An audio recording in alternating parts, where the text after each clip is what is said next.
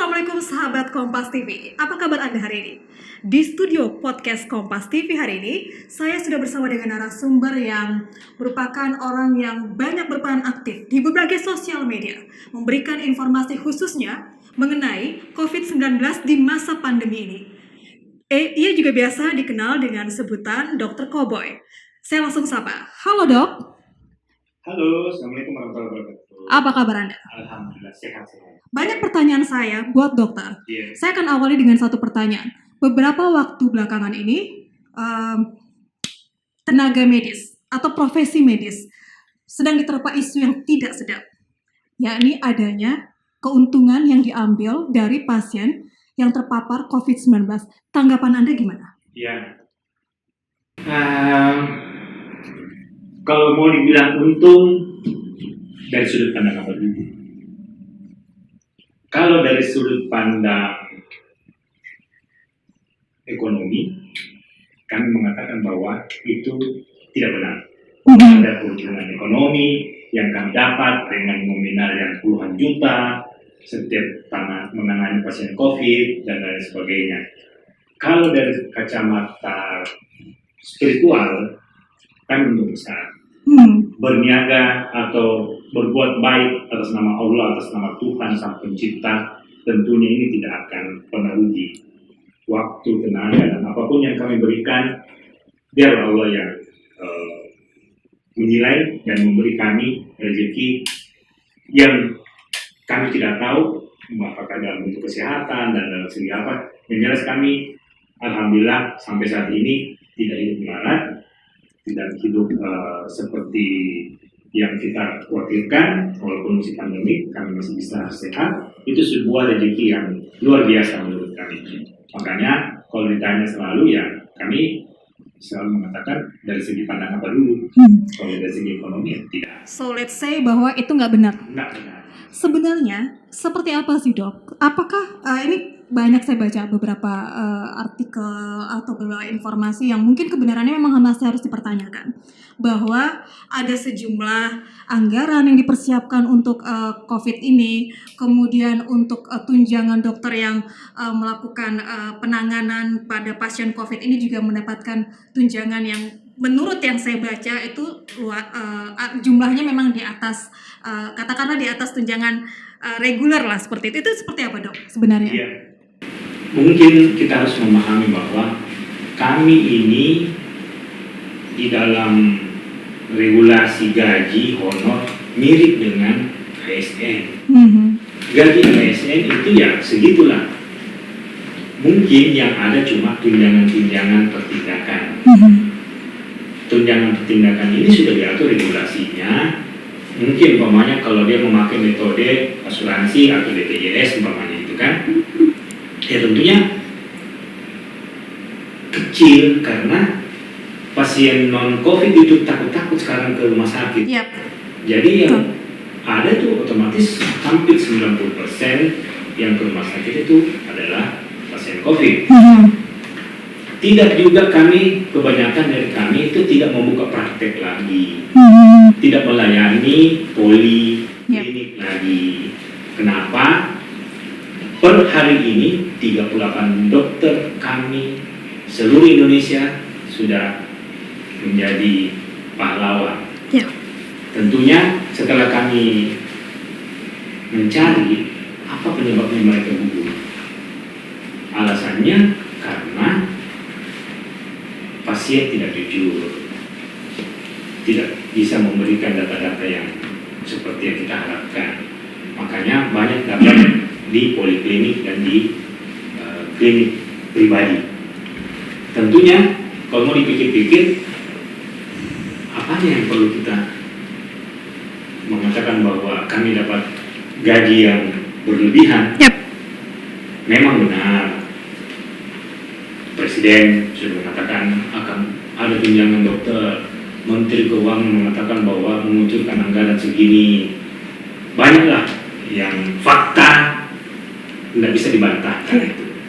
Tapi kami mau mengatakan hilal itu belum nampak.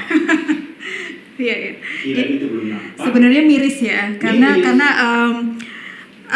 dokter ini sebenarnya kan paling depan, garda terdepan gitu kan. Kemudian ya mungkin priceless ya dok ya. Tidak bisa sebenarnya dinilai dengan apapun itu karena tidak sedikit juga yang akhirnya menjadi pahlawan gugur gitu karena terpapar virus ini. Ya, maksudnya kami juga menyampaikan bahwa kami juga ini punya keluarga. Kami juga memiliki naluri sosial. Teman-teman di sana yang berjuang di zona merah, teman-teman kami sekarang berjatuhan.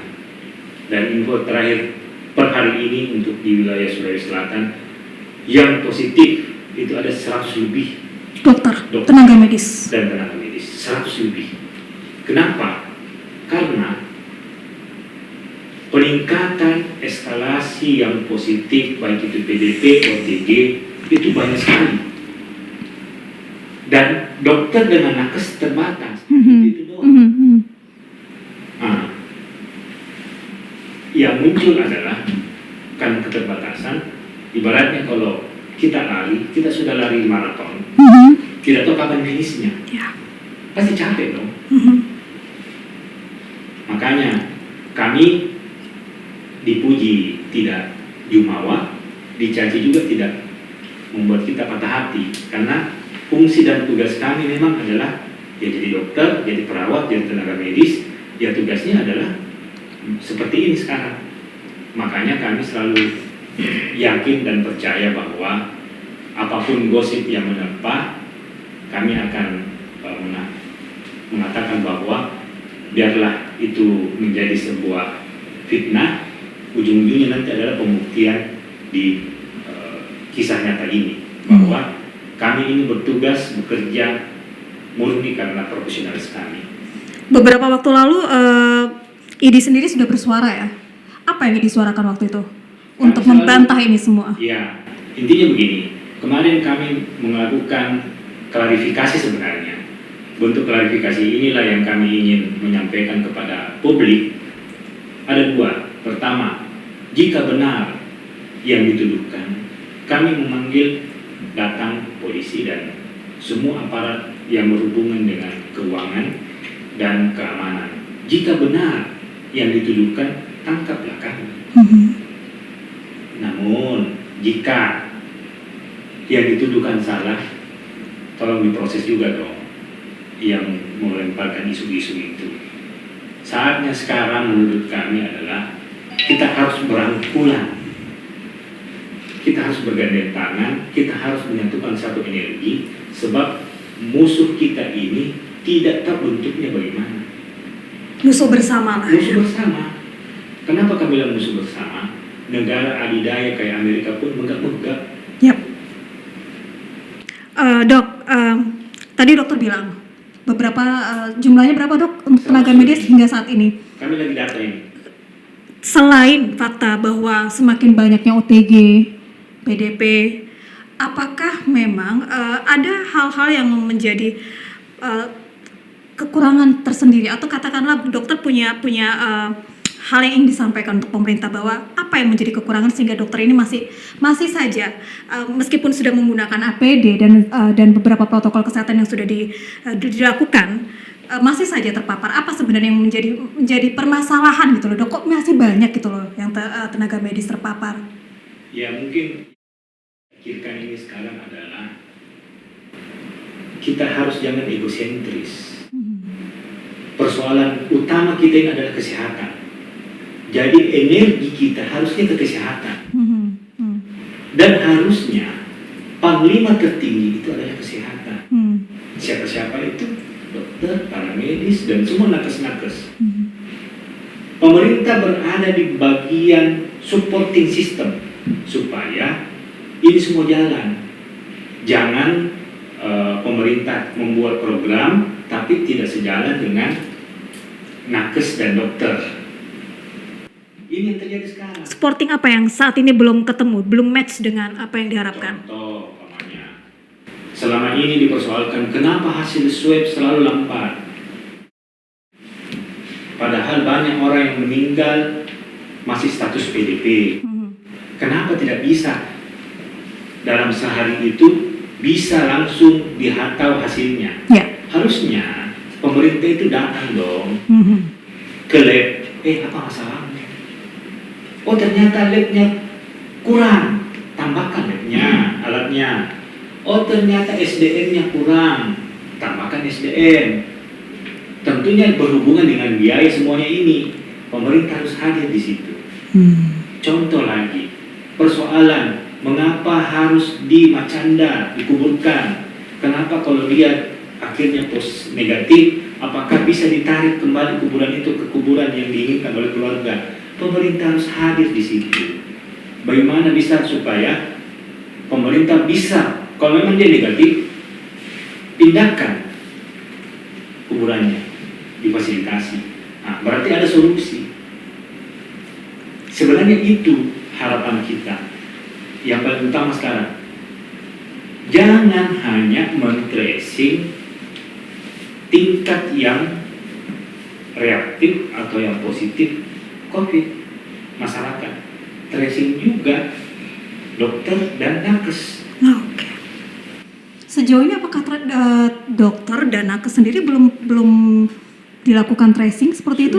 Kami sudah lakukan tracing, makanya kami tahu ada 100 lebih. Tapi kan persoalannya ini kan tidak segampang itu. Harus pemerintah hadir di sini. Apa yang sudah dilakukan?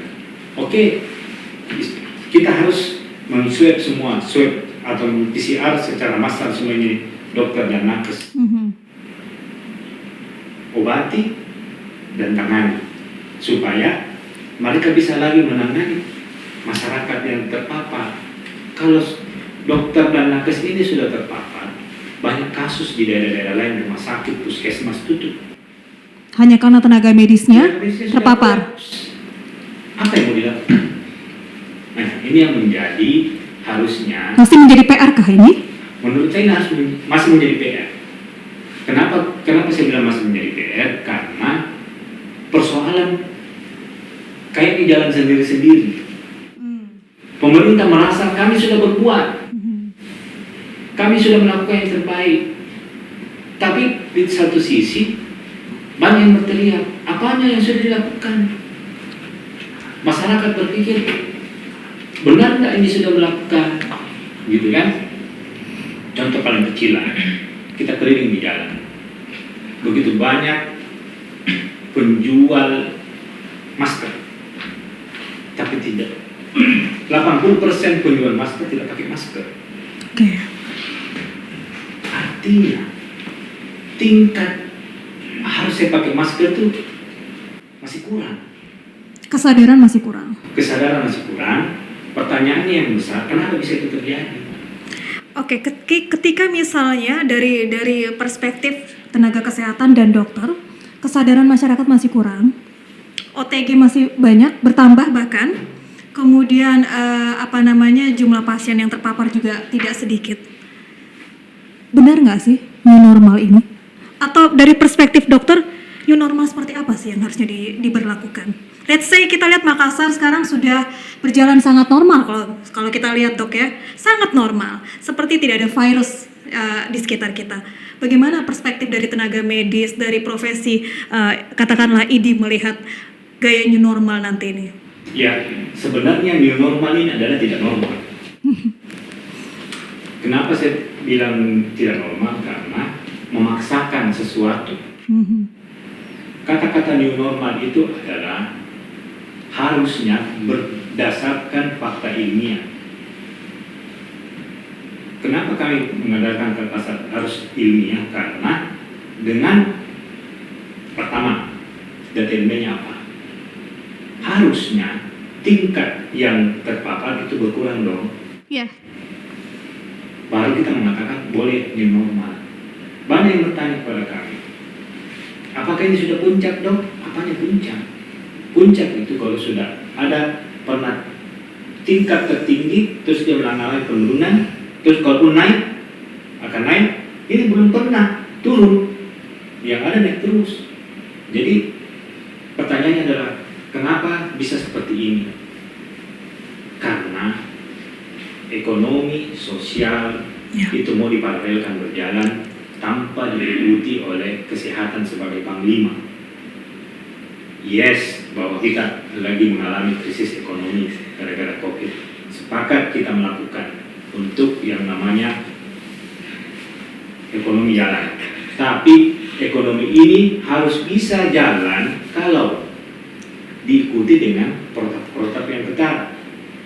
Selama ini kan bisa doang. Ya. Protap kesehatan yang ketat apa itu? Detail dong. Kalau ke mall harus pakai hand sanitizer umpamanya, harus dites rapid test umpamanya, atau dibuat tes TCM, tes cepat molekuler, atau PCR, baru itu boleh masuk. Atau bagaimana? Di sekolah, kalau mau disekolahkan, apakah anak-anak ini perlu di rapid test atau gurunya juga perlu di rapid test? Ada bukti bahwa ini bebas daripada COVID, baru boleh melakukan pembelajaran. Ini kan harus jelas semuanya. Nggak langsung dibuka. Nggak boleh, harusnya ada prakondisi. Banyak juga yang bertanya, masyarakat kita kepala batu nggak bisa diatur, siapa bilang? Silakan cek kalau mereka ke luar negeri teratur semuanya, dilarang buang sampah di sana. Mereka ikuti. Ya. Kenapa? Kan aturannya jelas. Makanya dari teman-teman kami bilang harusnya PSBB ini tetap ada, supaya ada payung hukum kalau memang masyarakat itu melanggar siapapun. Tapi dilibatkan nggak sih dok dalam oleh gugus tugas sendiri dari tenaga medis ketika misalnya ingin melakukan katakanlah let's say new normal, PSBB, apakah dari tenaga medis selama ini sudah dilibatkan? Mungkin secara ketika misalnya mau menghentikan PSBB katakanlah seperti itu. Kami tidak dilibatkan secara organisasi. Ya, organisasi. Organisasi profesi tidak pernah dilibatkan. Makanya kami selalu berpikir bahwa harusnya kita bersama-sama ini menyelesaikan ini persoalan. Jangan ada egosentris, karena kalau ada egosentris susah memang. Kami melihat bahwa persoalan ini multi kompleks karena kita dihadapi banyak faktor, ekonomi, politik. Di pasca ini tiba-tiba kita mau pemilihan kepala daerah. Ya. Dan itu sebentar lagi, 6 bulan lagi. Kita nggak tahu seperti apa nanti 6 bulan ke depan. Ya. Kami selalu bilang menghidupkan ekonomi bisa, tapi menghidupkan manusia yang sudah meninggal tidak bisa.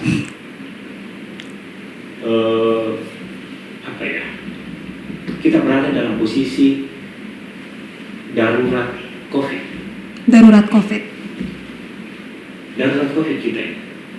Dan sampai saat ini sebenarnya belum bisa dikatakan baik-baik saja berarti dok ya? Sangat tidak bisa. Apanya baik-baik saja? Buktinya, banyak orang bilang bahwa dokter bikin takut-takut saja. Silahkan cek langsung di rumah sakit. Lihat berapa kamar yang sudah full. Kami sekarang kehabisan kamar. Full semua kamar. Yang jadi persoalan adalah full kamar. Yang terjadi sekarang adalah masyarakat takut untuk direpit karena provokasi. Ya. Padahal gratis. Padahal ini disuruh bayar. Wajar. Ini kan bentuk kita untuk men-tracing orang. Oh, di kecamatan ini reaktif. Setelah reaktif, di-tracing oleh keluarganya. Oh, ternyata perlu di-swab, kita swab. Nah, inilah bentuk kami hadir untuk men-tracing itu. Okay. Semakin banyak kami dapat, logikanya kami yang harus kewalahan dong. Tapi kami tidak pernah dulu. Bisa saja kami palsukan itu fakta. Sangat bisa. Si A kami rapid reaktif. Bilang aja negatif. Non reaktif. Bisa saja. Tapi kami tidak lakukan. Kenapa? Itu hajat hidup masyarakat. Semakin kita mengatakan ini PDP positif, OTG positif, kami semakin lama ngekos di rumah sakit. Itu pasti. Semakin bertambah. Masa untuk tidak pulang ke rumah. Emangnya enak? Kita ini punya keluarga, ada anak, ada istri, ada orang tua, yang di depan mata kita hanya lihat, tidak bisa kita peluk. Tapi itu fakta yang harus kita hadapi, bahwa ini adalah panggilan negara. Pengurus pusat ini sudah mengeluarkan maklumat yang namanya Dokter Semesta. Dokter Semesta ini adalah kami, anggaplah saya ini humas.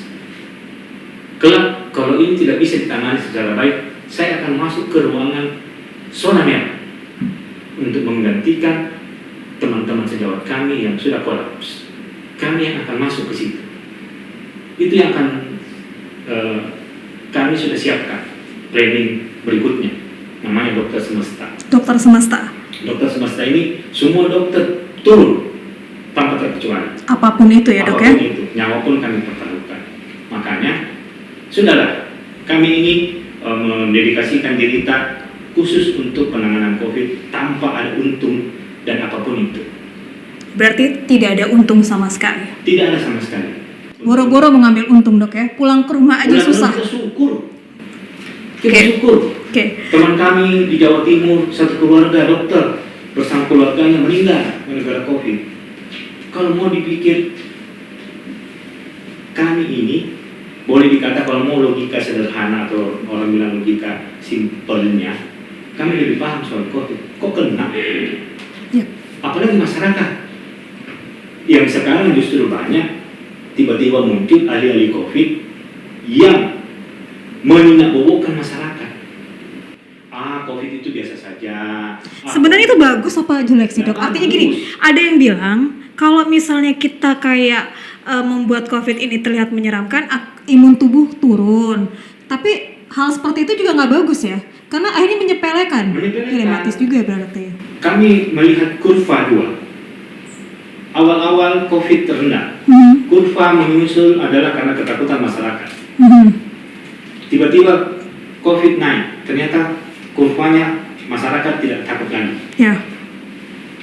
Berarti kan berimbas terhadap masyarakat. Kalau masyarakatnya aware, sebenarnya bukan takut ya, Aware, waspada. Waspada.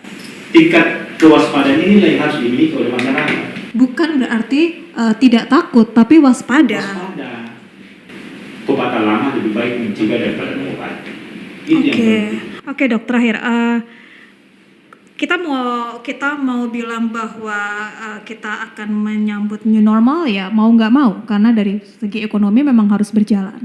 Oke, let's say bahwa kita memang harus prepare, harus aware dengan itu. Apa sih yang harus kita lakukan dok? Masyarakat ini harus seperti apa sebenarnya agar tidak artinya OTG tidak bertambah banyak gitu kan, kemudian tapi tidak juga menyepelekan. Seperti apa yang nanti harusnya kita lakukan dengan protokol kesehatan yang baru nanti nih dok? Kalau kami simpel sebenarnya, di tingkat rumah tangga, di tingkat keluarga, itu yang harus awal. Kalau kita sudah mau melindungi, menyayangi keluarga kita, dan itu dilakukan oleh semua keluarga seluruh Indonesia, maka insya Allah kita akan bisa melawan COVID ini. Kalau kita tidak usahlah kita memikirkan orang lain, kita pikirlah dulu anak istri, keluarga, ibu, bapak, tante, om, ponakan. Itu dulu. Bagaimana sedihnya kita kalau gara-gara kita terpapar keluarga kita. Itu dulu. Kalau itu sudah tertanam di alam bawah sadar bahwa kasihan gara-gara saya, keluarga saya kena, maka tentunya ada kewaspadaan, pakai masker, jaga jarak, tidak menganggap enteng ini semuanya. Ini yang perlu di tingkat keluarga dulu. Kesehatan memang bukan segala-galanya, tapi tanpa kesehatan segala-galanya yang kita nggak bisa melakukan apapun. Saya sepakat dengan itu dok, dan semoga kita berharap sih pandemi segera berakhir dan dokter juga bisa memberikan informasi yang lebih bisa diterima oleh masyarakat, karena masyarakat kita ya let's say bahwa mereka gampang terprovokasi dengan hal-hal yang sebenarnya memperkeruh keadaan ini. Karena teorinya bad news is good news. Ya. Lebih gampang orang mencerna cepat itu berita provokatif dibanding berita yang tidak provokatif. Exactly. So thank you so much dok buat waktunya hari ini, dan jangan lupa untuk like and subscribe channel Kompas TV, dan kita ketemu di episode podcast selanjutnya. Bye.